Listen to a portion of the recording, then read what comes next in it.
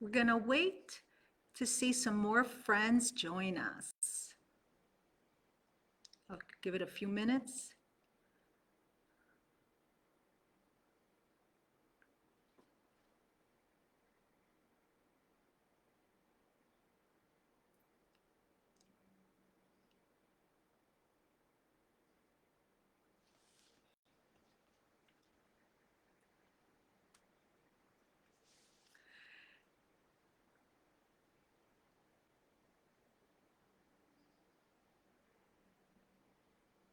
Hello, right back to Julianne and Miss Katie.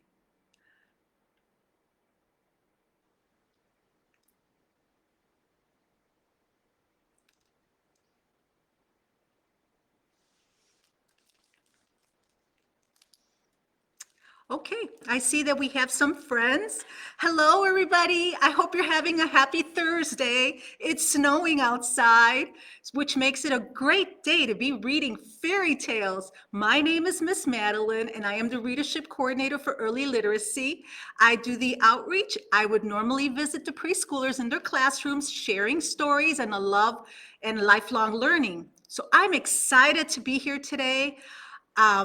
And as you know, every Monday, Wednesday, and Friday at 2 p.m., we're having your favorite librarians read stories to you, fairy tales through the month of February. Today is Thursday. We had to move it from yesterday to today, but then we're on a regular schedule. So I chose two of my favorite fairy tales that have Spanish words in them. Little Roja Riding Hood. And this one is by Susan Middleton Elia, and the illustrator is Susan Guevara. Do you know the original Little Red Riding Hood story? Yes. Okay, so you know that it's about a little girl and visiting her grandmother through the woods, and she runs into a big bad wolf. So let's see. This is a bilingual take on that same story. So let's see what happens in this story. There was once a niña who lived near the woods. She liked to wear colorful capas with hoods. There she is, proudly wearing it. Roja called Mom from her telenovelas. Go through the woods till you get to Abuela's. She has a bad cough, so take her this soup. It's muy caliente. Don't spill it on tu ropa. Be safe en el bosque. Mama warned her child, be careful of anything wild and furry. Sí, said la niña, who left with her basket. Then from a tree came a question. Who asked it? Where are you going in your capa so red? To see my abuela? Red suspiciously said. Then a large wolf appeared. Look at these flores. Surely your grandma would love los colores. Since she is sick, some flowers are good. She set down her basket, her capa, and hood. Friends, I see a lot of colors on this page. I see a lot of colores. What kind of colors do you see? I see yellow here, amarillo. I see pink, rosado. I see brown like her boots, and in the sunflower, café. We see lots of colores on this page, lots of colors. While Roja picked blossoms, the wolf sidled off, complete with disguise to inspect Grandma's cough. Is he up to no good? We're gonna soon find out. In cape and capucha, he reached la casita and knocked on the door of the sick abuelita. Abue, he said in a high, squeaky voice, I'm sorry to hear of your terrible tos. Roja, come in. Oh, what a surprise. She noticed at once Wolf's eyes. Tus ojos, she said, so grande the pair. The better to see you, he sat in her chair. Tus orejas, so furry and dark. Right here. The better to hear you, was Wolf's quick remark. Then Roja walked up with her lovely bouquet. Somewhere she'd misplaced her capa that day. She peeked in the window and saw her red hood. Inside it, Lobo, caramba, not good. Tus dientes, said Grandma, as pointy as daggers. The better to eat you, said Wolf with a swagger. Just then, little Roja burst in through the door, and Grandma no need to play dumb anymore. I won't be your lunch, said Gran, phony nieta. Some soup, Wolf, said Roja, my mom's best receta. She swung la canasta, and out flew the soup. Too hot for Lobo, who soon flew the coop. Ay, caliente, Wolf said as he ran. You saved me, said Grandma, but I need a plan. To keep yourself safe? Of course. No problema.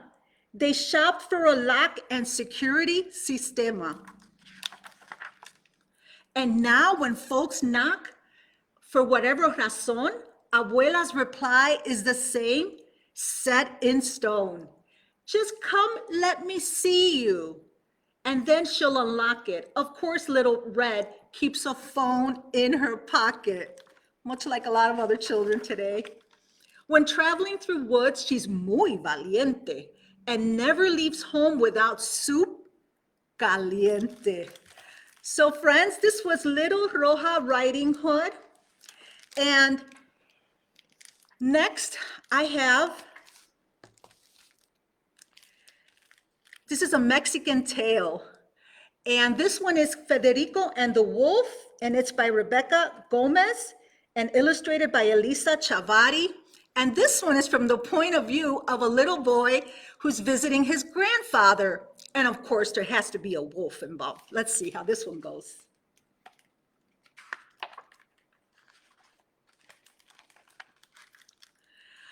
Once upon a modern time, a boy named Federico left to buy ingredients to make the perfect pico. Pico de gallo, do you guys know that one? I love pico de gallo. Cuidado, called his mama as he pedaled towards the shops. Mind Abuelo's grocery list and don't make any other stops. Do we listen to our parents when they give us instructions? I know we do, right, boys and girls?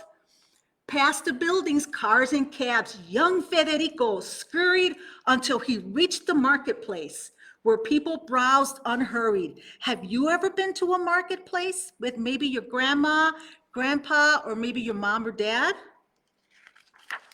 This is Federico's marketplace. He filled his basket on his bike with Roma's herbs and limes, jalapenos, onions, and a peck of Anaheims. He added garlic, pickles, bread, and other market goods, then pedaled through the city park and deep into the woods. Oh, what could be waiting for him in the woods? A fallen branch had blocked the path. There it is. So Rico stopped his ride. With a steady force, he pushed and budged the barrier aside. Hola, called Lobo, catching Rico unaware. I see you've packed a hefty lunch. You got some lunch to spare? Sorry, Lobo, Rico said, I must be on my way. I have to be at Grandpa's shop by 12 o'clock today. Federico grabbed his bike and left the wolf behind.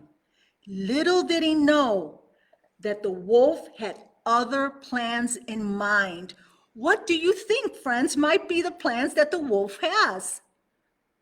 Will it be similar to the first book that we read? Okay, hold on to those ideas. Let's see what he's up to. La tienda was deserted. Rico listened. Not a sound.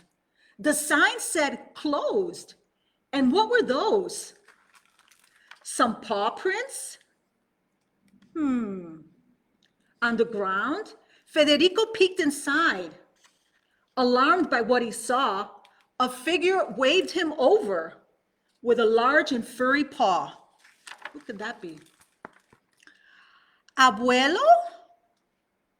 Whispered Federico, pulling off his hood. Yes, it's me, but I can't see. Come closer if you would. I think you need a shave. Your beard has grown so thick. You think so? Said El Lobo. Steady grooming does the trick. Your arms have gotten grande. My new workouts made me strong. New dentures too? They help me chew because they're sharp and long. By now the wolf was drooling. Oh, this chatter's getting old.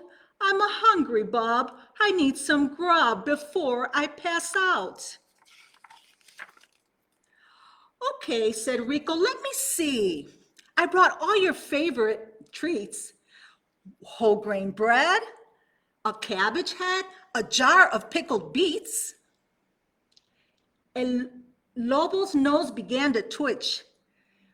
Mi niño, here's the deal. Set those yucky things aside, and I'll make you my meal.